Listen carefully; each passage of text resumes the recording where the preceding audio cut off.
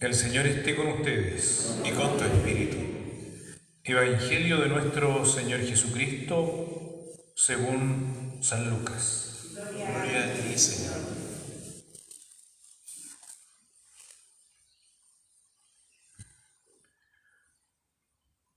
Un doctor de la ley se levantó y le preguntó a Jesús para ponerlo a prueba: Maestro, ¿qué tengo que hacer para heredar la vida eterna?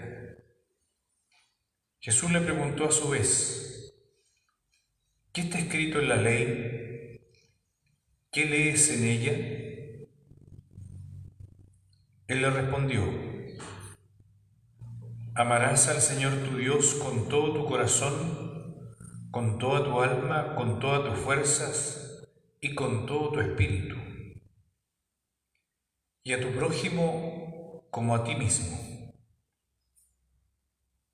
Has respondido exactamente, le dijo Jesús. Obra así y alcanzarás la vida. Pero el doctor de la ley, para justificar su intervención, le hizo esta pregunta: ¿y quién es mi prójimo? Jesús volvió a tomar la palabra y le respondió: un hombre bajaba de Jerusalén a Jericó y cayó en manos de unos ladrones, que lo despojaron de todo, lo hirieron y se fueron dejándolo medio muerto. Casualmente bajaba por el mismo camino un sacerdote. Lo vio y siguió de largo. También pasó por allí un levita. Lo vio y siguió su camino. Pero un samaritano que viajaba por allí, al pasar junto a él, lo vio y se conmovió. Entonces se acercó y vendó sus heridas, cubriéndolas con aceite y vino. Después lo puso sobre su propia montura, lo condujo a un albergue y se encargó de cuidarlo. Al día siguiente sacó 2 denarios, se los dio al dueño del albergue, diciéndole: cuídalo, y lo llegaste además, te lo pagaré al volver. ¿Cuál de los 3 te parece que se portó como prójimo del hombre asaltado por los ladrones? El que tuvo compasión de él, le respondió el doctor. Y Jesús le dijo: ve y procede tú de la misma manera. Palabra del Señor. Gloria y honor a ti, Señor Jesús. Donde hay amor y caridad,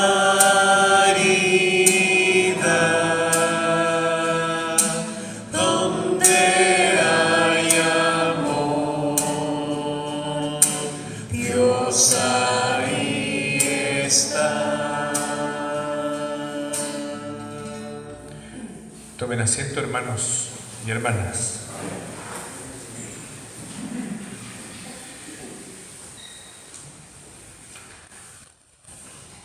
Quizá este evangelio lo hemos escuchado muchas veces.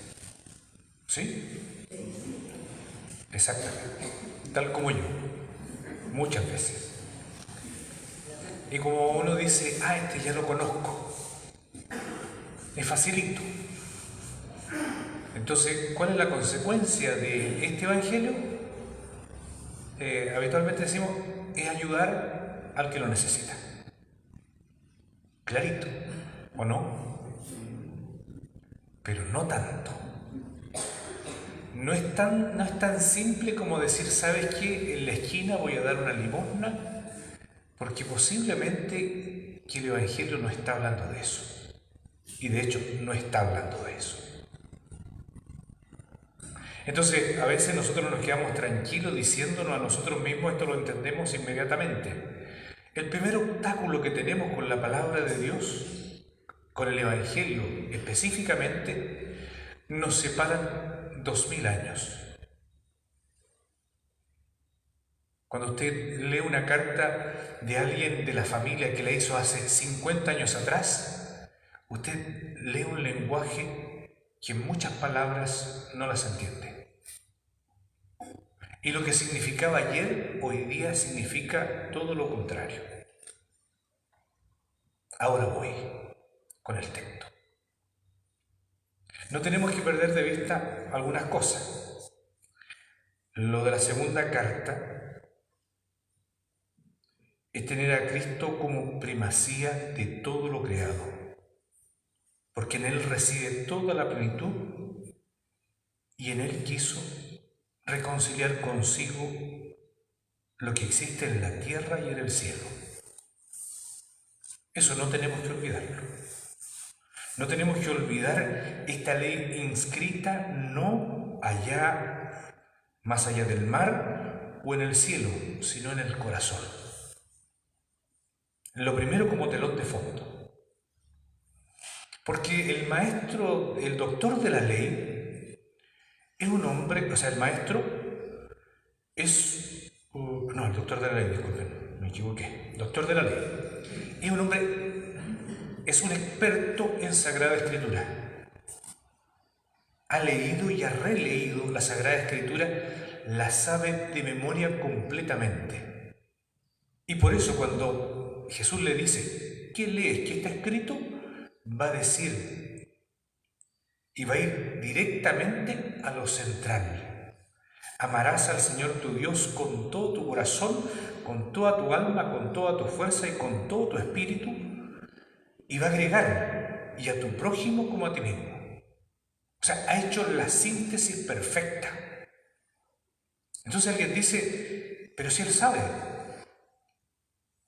Pero entre saber, y por eso Jesús le va a decir, obra así y alcanzarás la vida. ¿Qué vale decir que solo con saber no basta? Lo primero, hay que obrar de ese modo para alcanzar lo que tanto buscaba este hombre, o por lo menos quería dejar en claro ante el auditorio de ese día. Entonces, ¿qué es lo que sucede? Lo que sabemos puede muchas veces decir, yo sé esto, pero no necesariamente lo vive. Como Jesús lo va a decir en otra parte, dice, los maestros de la ley, tengo mala memoria yo, disculpe, son los maestros o los fariseos, no, los maestros de la ley, se sientan en la cátedra de Moisés, así lo dice. Y la saben perfectamente. Entonces, ¿qué es lo que va a decir? Hagan todo lo que ellos digan, pero no lo que hacen. Así lo resume. Hagan todo lo que ellos dicen, porque efectivamente están hablando de lo que es. Saben lo que es, pero no lo viven. Y eso, ¿cuántas veces nos puede suceder a nosotros? Saber perfectamente lo que tenemos que vivir y sin embargo vivir lo otro. Estamos entre luces y sombras. Y es bueno tenerlo en cuenta. Entonces, cuando el maestro de la ley hace estas preguntas, el doctor de la ley, va a tratar de decir quién es el prójimo. ¿Y ustedes creen que un experto en la Sagrada Escritura no sabía? ¿No había leído al revés y al derecho el Levítico, donde aparece claramente quién es el prójimo? Según la Sagrada Escritura, en el Levítico, el prójimo es el próximo de mi tierra, de mi familia, de mi pueblo. Ese es el prójimo. Entonces, cuando le dice a Jesús quién es mi prójimo, Jesús le coloca una parábola. Le coloca una parábola, el hecho no existe. Cuando usted va a Israel y le presentan la posada ahí del buen samaritano, póngalo en duda, primero, porque no existe.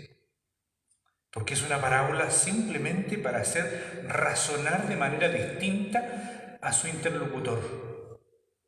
y va a colocar el prójimo de esta manera. Y el doctor va a decir, el que tuvo compasión, porque es ahí donde se juegan las cosas. Es en el corazón donde nos jugamos la vida. No en lo que sabemos, aunque lo que sabemos nos puede ayudar para el corazón. Entonces, ¿qué sucede?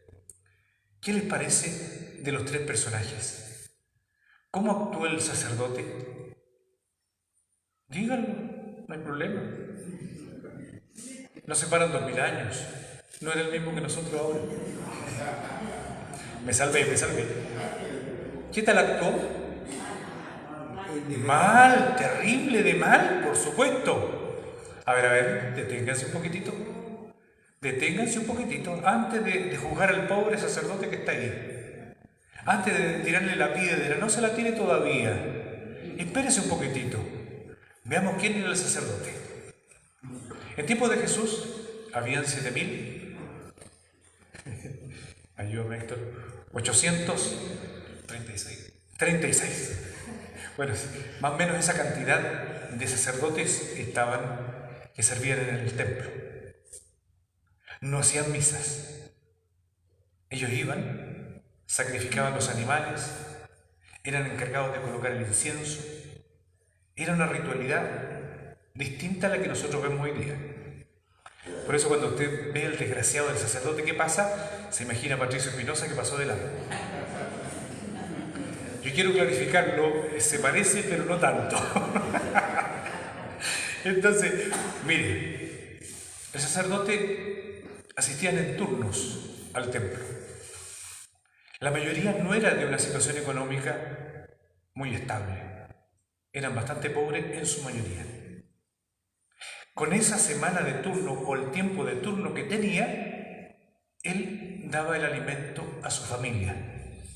Porque de los sacrificios que hacían, llevaba la carne, llevaba todo para poder subsistir. Le pregunto a ¿usted por ayudar a alguien dejaría el resto del año? El resto del año, porque no volvía la otra semana, a su familia sin alimento. No. Segunda cosa que hay que tener en cuenta. Si él tocaba a una persona media muerta, quedaba impuro. Por lo tanto, no podía ir al templo. Tenía que ser un tiempo de purificación. ¿Se fija lo que está en juego? Entonces, cuando alguien dice, actuó mal, discúlpeme, yo no sé si hubiese actuado de otra manera. Porque en el fondo, ¿qué es lo que es? Primero pensamos en nuestra familia. Primero también pensamos, y él estaba pensando en el culto a Dios. No hay que mirarlo tan a la ligera. No le tiremos piedras todavía. Si bien hoy día lo colocan como ejemplo, porque él tiene que hacer el culto. Y Jesús sitúa en otro nivel el prójimo. El segundo es un levita.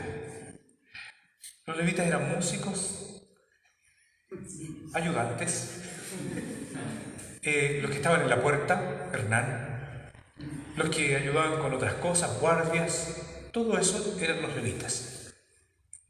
También era su tiempo de trabajo. Si tocaban a este muerto, no podían ir al templo. Para un judío no estar en el templo es como perder lo más importante. Entonces, hasta el momento vamos a ir. Y viene el tercer personaje, que es un samaritano. ¿Se acuerda hace 3 domingos atrás lo que querían hacer Santiago y Juan con un pueblo samaritano? Hacer caer fuego sobre ellos, o sea, incendiarles el pueblo. ¿Cómo sería la mala que le tenían? Entonces, cuando dicen el samaritano es el que va a ayudar a este hombre, ¿qué es lo que dirían ustedes? Piensen en el peor, en el que les cae más mal. Menos yo, por favor. ¿Ya? En el que les cae más mal. Y piensen que ese está siendo puesto como modelo. ¿Quién dirían ustedes? hay un cambio en las cosas. Los samaritanos no se pueden ver con los judíos. Hay mucha agua debajo del puente, muchos odios de años, de siglos. Sin embargo, algo está aquí hablándonos este Evangelio. El prójimo ya no es simplemente el estar conforme a algo, así decir, tener una moral correcta. Hoy día nosotros ponemos así como un énfasis en el tema moral. Hay que ser bueno. El Evangelio no es para ser bueno. No es para eso primero. Primero es una buena noticia. Y en eso estamos hoy día. Porque el samaritano que se acerca, lo coge, lo cura, en el fondo está hablando de otro samaritano. O sea, de alguien que ha corrido un riesgo, ha bajado de donde estaba para decir, voy a acercarme a este que está caído. ¿Sabe quién es? Jesucristo el Señor. Él corrió el riesgo por nosotros. Él dio su vida por nosotros. ¿Qué es lo que nos sucede muchas veces? Cuando hemos sido recogidos, o podemos decir, ¿sabes qué? Yo nunca he necesitado eso. No hay nada más peligroso que eso. Saber o creernos que no necesitamos de Dios mismo. Es lo más peligroso para nuestra vida espiritual. Y por eso muchas veces la etapa de la caída puede significar el camino hacia adelante en un camino correcto. ¿Pero qué nos sucede? Yo tengo algunos amigos que han dejado de tomar, siendo alcohólicos. Y después que dejan, se transforman en los peores jueces de los suyos. Cuando miran a alguien que está, y ese borracho, mira, ni siquiera trabaja, y ni se acuerda que antes andaba botado en el camino con los mocos colgando. No se acuerda. Se le olvidó completamente. He visto a otros en otras situaciones y que uno dice, ¿y a este se le olvida que tiene tejado de vidrio? A nosotros se nos olvida que tenemos tejado de vidrio. ¿Cuál cree que es la crisis mayor que tenemos en la iglesia y por qué la tenemos? Ahora tenemos creo que tenemos un 20% de aprobación, un 20%. Nunca habíamos llegado a estos niveles. Estamos más abajo que el presidente de la República. Pero fíjese en algo. Esto puede hacernos muy bien, muy bien. Porque puede realmente centrarnos en lo que verdaderamente importa. En reconocerlo no como una autoridad moral. Porque cuántas veces nosotros dijimos, esto es lo que hay que hacer, esto es lo que tenemos que hacer. ¿Cuánto peleamos por el tema sexual? ¿Se acuerdan? Y teníamos la escoba con la pedofilia, encubrimiento y muchas cosas más. No voy a seguir hablando porque si no vamos a hablar de las pellejerías nuestras, pero es eso. Si se nos olvida eso, ¿cómo miramos al resto? Como jueces. ¿Y qué es lo que dice Jesús de la mirada del prójimo? Es el que tiene compasión. Eso es distinto. ¿Y cómo nos miró Dios a nosotros? Con compasión. Y usted puede ser una persona sumamente correcta. Nunca ha tenido una falta. Pero no crea que es mérito suyo. Se lo aseguro que no es mérito suyo.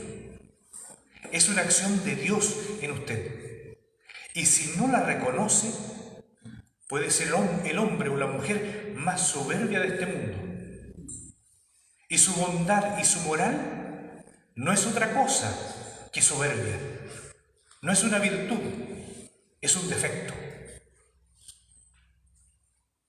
¿Me entienden? Es eso lo que muchas veces nosotros como comunidad estamos llamados a vivir. Si nosotros nos miramos unos a otros como personas caídas, ¿cómo nos tratamos?